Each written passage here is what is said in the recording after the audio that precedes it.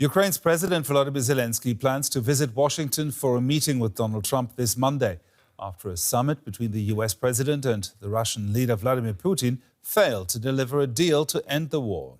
Trump had threatened Russia before the talks with severe consequences if a ceasefire was not reached.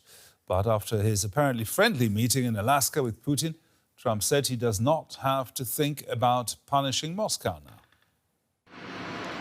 A handshake for the history books. U.S. President Donald Trump welcoming Vladimir Putin in from the cold, ending Russia's diplomatic isolation by Western countries following its invasion of Ukraine. It's the first time Putin has set foot on U.S. soil in a decade. The two leaders then shared a ride from the tarmac to the summit venue. Instead of the one-on-one talks originally suggested by Trump, he and Putin sat down with top aides. The Russian president even got a taste of reporters shouting questions. Thank you, Mr. Putin, will you agree to a ceasefire? The President of the United States of America and the President of the Russian Federation. After nearly 3 hours of closed-door talks, the heads of state emerged for a joint press conference. Putin got to speak first. We are convinced that for a Ukraine settlement to be sustainable and long-term, the root causes of the conflict, which we have discussed repeatedly, must be eliminated. We hope that the understanding we've reached will allow us to get closer to our goal and pave the way to peace in Ukraine. We hope that Kyiv and the European capitals will accept this in a constructive manner and not create any obstacles or disrupt the progress we're making with provocations. Donald Trump had hoped to announce a ceasefire by day's end. We had an extremely productive meeting and many points were agreed to. There are just a very few that are left. Some are not that significant. One is probably the most significant, but we have a very good chance of getting there. We didn't get there, but we have a very good chance of getting there. There's no deal until there's a deal. So, no details and no questions, but they did agree to keep talking. Thank you very much, Vladimir. Next time in Moscow. Later, Trump told a U.S. media outlet that he rated his meeting with Putin a 10. Putin left Alaska with the photo op that he wanted. Now, Ukraine, Europe, and the rest of the world are left wondering what concessions he may have offered. Ukraine's European allies have expressed concern following the summit between Trump and Putin in Alaska. The leaders of Britain, France and Germany will lead a video conference on Sunday with Kyiv's allies to prepare for Zelensky's trip to Washington on Monday. It's unclear if Ukraine's President Zelenskyy will take part in those talks. Now let's see how people on the streets of Kyiv have reacted to the meeting between Trump and Putin. This is the destruction of America as a state with democratic values. Because a dictator, a serial killer of civilians, went to America. It's a shame for the entire civilized world that this happened. Well, two idiots are meeting. I didn't expect anything good from it. How can they decide without Ukraine? America and Russia can't decide the fate of Ukraine. The result is zero. That's what was expected. Russia has been coming to conquer us for many years, and they will keep trying for a very long time.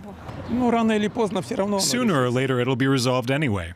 I think Putin has discussed this with China, with Iran, with Brazil, the BRICS countries, and on the other hand, with America. We hope that at least something will be agreed upon. That's all. Now, for more on that, let's bring in Lisa Yasko, who's a member of Ukraine's parliament representing the Servant of the People Party, which is the party of President Volodymyr Zelenskyy.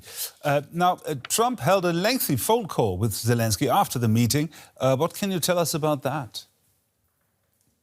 Well, just a few seconds ago, you might hear that there is an air siren going on in Kyiv, and there is a threat of ballistic attack. I think it's one of the facts that just shows where are we now, that the progress yesterday didn't bring so much on the table, and Russia keeps attacking Ukraine, and there is no clarity on how things will evolve from now on.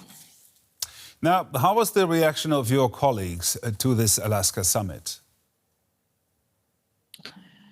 In general, we were not hopeful, but there was still, as humans, of course, we would want to have some miracles, but miracles didn't happen. I think that's very painful to see that Putin received a lot of applause, a lot of diplomatic respect on his persona. He's a war criminal, but he was treated as an equal partner of Trump. That's very painful for Ukrainians because this is not how he should be treated.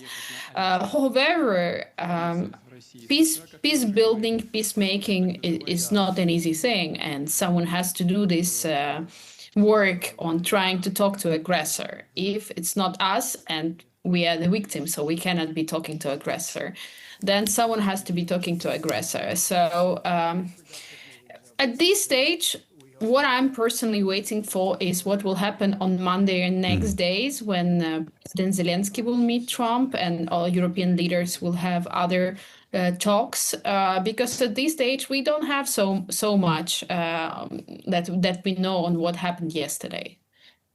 Now, Trump rules out an immediate ceasefire for Ukraine, instead calls for a peace agreement. How's that viewed in Ukraine? Ceasefire is needed, but as just I said, we have an air siren, so there is somewhere a ballistic attack somewhere in Ukraine right now. It may come here in Kyiv in a few seconds or minutes, hopefully not. But if it doesn't go to Kyiv, it goes to another city. I think that we need ceasefire. We really need that. And if it's something that can Trump and others help us with, that would be great. And what I also like from what I see from yesterday, from what we read in the media, in the Western media, that there was an item about the security guarantees. And it looks like Trump said that he will be providing some security guarantees. And if it's to Ukraine, if it's the case and if it's agreed in the future, then it's some victory. Now, Zelenskyy, as you've mentioned, will meet Trump in Washington on Monday. What do you expect from that meeting? Well, first of all, I hope to see respect in the same way as Trump was trying to greet Putin. I think Zelenskyy has to be treated much better, not in such a contrast. I think the fact that it will take place in Oval Office is very symbolic. So there should be completely different picture from the beginning of this year. It should be very, very different. And I'm waiting for some constructive agreement. And I think Zelenskyy is ready for it. And I hope he will not be provoked in the way as he was in the beginning of the year. The Ukrainian lawmaker, Lisa Yasko there, thank you very much. Thank you. And for more on the military implications, we're joined by Domitilla Sagramoso, expert on Russia's foreign policy and its military at King's College in London. Domitilla, we've heard that Putin says he's interested in ending the crisis, but he also said the root causes of the conflict need to be solved. What's your interpretation of this?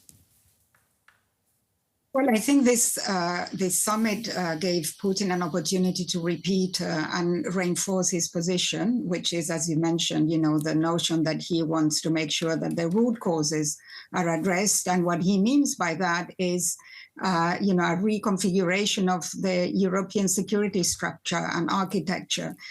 He wants, ideally, to sort of push back NATO's presence in Eastern Europe. And certainly what he does want is to make sure that Ukraine never becomes a member of NATO, that it remains a neutral country, ideally closely aligned to Russia. And this is really what he's trying to achieve, is to make sure that, there is a realignment and reassessment of the European security architecture. So I think that that's really what he's really looking for and trying to push forward with this meeting. But we have very little details of what actually was discussed and what was agreed. We can simply guess a few points. Now, if the Ukrainians would ultimately be forced to seize territory in the Donbass to Russia for, let's say, a temporary peace deal, effectively moving the front line further west, what kind of position would this put the Ukrainians militarily? Yes, I mean, that's one of the interesting points that I think was probably discussed, and that was the what they call the land swaps. But in reality, these are all territories that are in Ukraine. They belong to Ukraine by international law and legally, and that Russia is suggesting that, they probably would withdraw from the areas in the northeast, in Sumy, around Kharkiv, where they have very small presence. And then at the same time, the Ukrainians would withdraw from the areas that they occupy in Luhansk and Donetsk Oblast. But that doesn't really make any sense for the Ukrainians, because these are the areas, especially the areas around Slavyansk, Kramatorsk. These are the areas that the Ukrainians have really reinforced throughout the years, and the Russians are finding very hard to conquer. So what Putin is really trying to achieve is to achieve, additional territory through negotiations, because it's not really able, despite the advances of the last month or two, to really take over this territory. So I really find it hard to see that the Ukrainians would agree to this. And that is why Ukraine, with the support of European partners, was really pushing for, first of all, a ceasefire along the sort of the current line of confrontation. And I'm not very optimistic. What I'm really worried is that President Trump might sort of put pressure on Ukraine to sort of agree to this exchange, Swabi's exchange of territories. Because one of the things that has come out from the meeting, or the interview between Trump and the Fox News presenter Hannity, is that Trump has highlighted how hard it is to beat Russia. And this is really a serious problem, because it seems that Russia has really convinced, President Trump about many, many points, including the idea that you have to keep keep fighting while you are negotiating. And that is also very problematic, because that in a way gives Russia the advantage. So this whole, this whole summit has not been very successful for the West, for Europe, and for Ukraine. Domitilla Sagramoso there from King's College London. Thank you very much. Thank you.